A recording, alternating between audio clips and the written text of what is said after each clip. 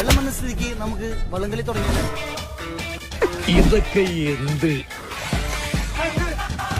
എന്താ ഉണ്ടായേ?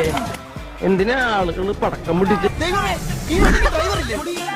അയ്യോ, ഇതിന് എഞ്ചിനും ഇല്ലേ? ബോഡി മാത്രമേ ഉള്ളൂ. ശകലകലാവല്ലഭൻ.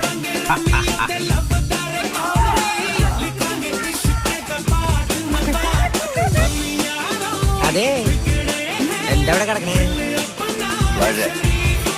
ഞാൻ എന്താണ് ഇങ്ങനെ ആയിപ്പോയത്?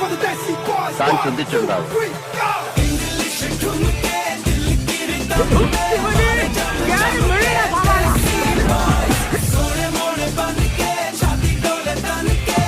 ഞങ്ങള് പഴയ ഫ്രണ്ട്സാ. ഉറക്കം വന്നോണ്ട് തോളിലിട്ടതാ.